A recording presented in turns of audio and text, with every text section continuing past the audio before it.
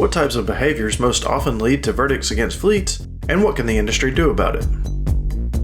Hey everybody, welcome back. I'm Jason Cannon and my co-host is Matt Cole.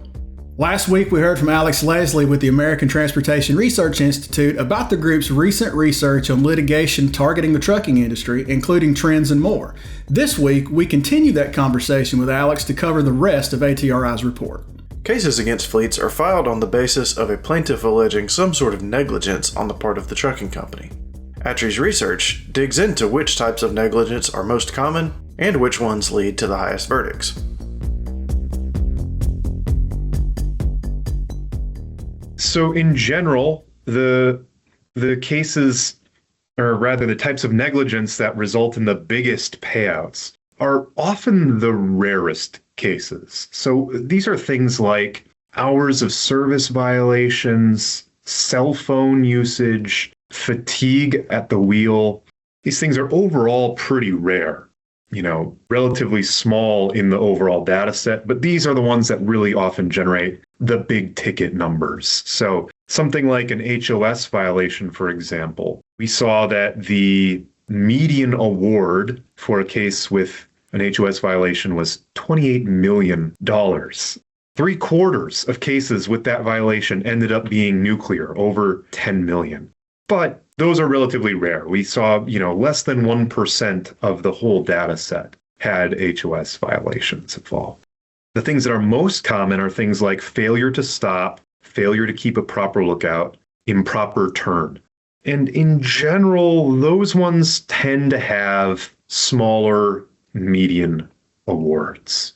Not always, of course. Again, every case is its own unique creature. But again, overall, that's what we see. Injuries to people involved in crashes with tractor trailers also play a factor in how high a verdict can be. As with negligence, the biggest ones are the ones you'd think, right? Paralysis, for example, internal organ damage. These are the ones at the very top.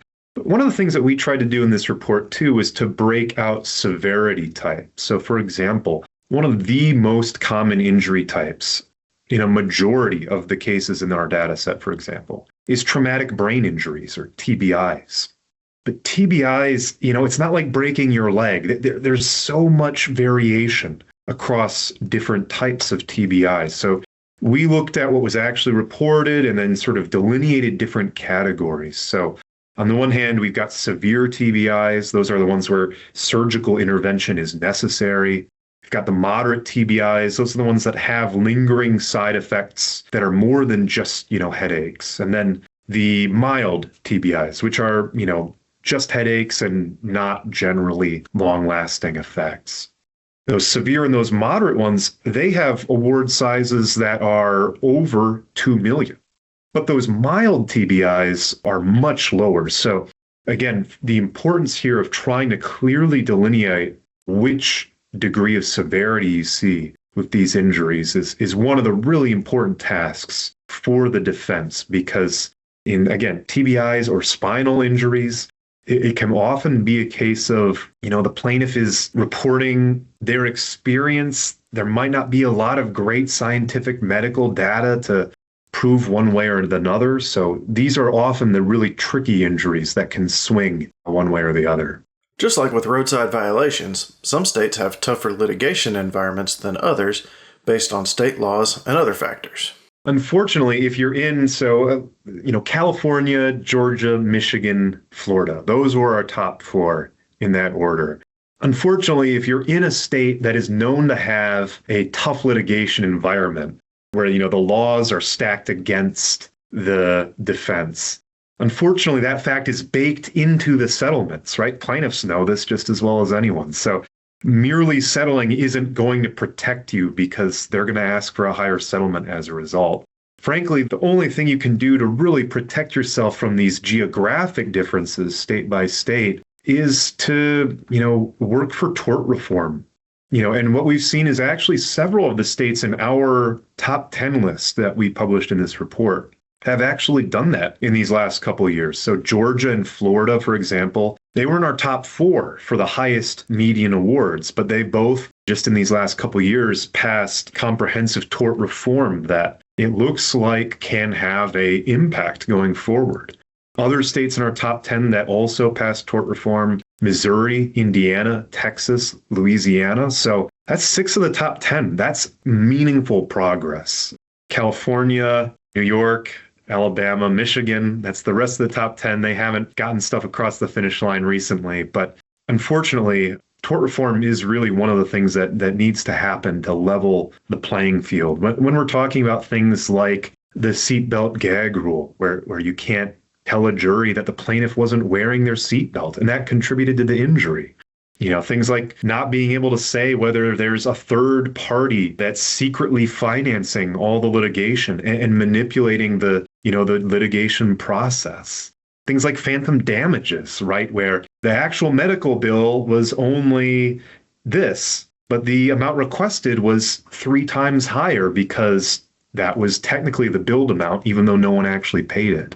It's ways that, frankly, that state laws are stacked against defendants. And hopefully this reform will continue to help, again, creating not just an even playing field, but just like an accurate picture of what is actually being litigated.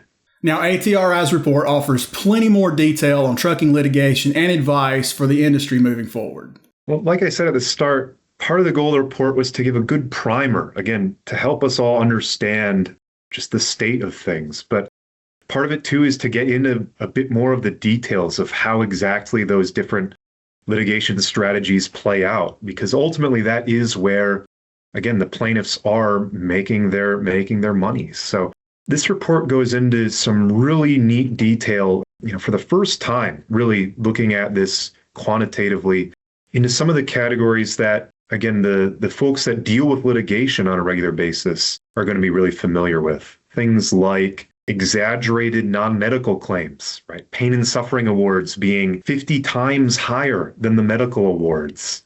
Things like the practice of anchoring, which is when, a plaintiff comes in and says, this is a $50 million case, and just keep repeating that number to set the jury expectation. How does that impact the outcome?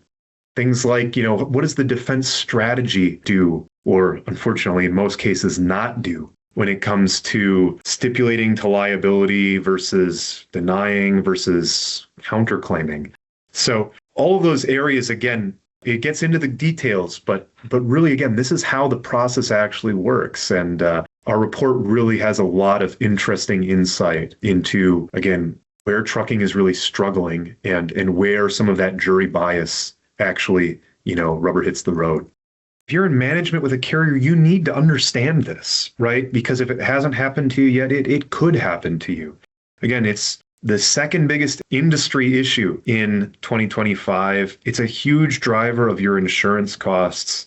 And as we see more and more fleets are looking to understand, how can I retain more of my own risk? That is to spend less on the insurance. You're going to have to be able to deal with this and understand this litigation side more and more. So again, this report, I really think, yes, it's of benefit certainly to folks who are involved in litigation, but it's something that the whole industry needs to get smart on, and quickly, because it's going to be the whole industry, it's going to require, that is, the whole industry to solve some of these problems, like better understanding what we're up against, like pushing for tort reform, like having better documentation policies to not have easy ins for plaintiffs to take advantage. So there's certainly a lot of, I should say, there are definitely tips in here as well, especially we have several legal experts from outside ATRI who weigh in on a couple liability concerns at the end of the report that give some really good tips on how fleets can help mitigate their risk or the potential damage that a lawsuit could cause. That's it for this week's 1044. You can read more on ccjdigital.com. While you're there, sign up for our newsletter and stay up to date on the latest in trucking industry news and trends. If you have any questions or feedback, please let us know in the comments below. Don't forget to subscribe and hit the bell for notifications so you can catch us again next week.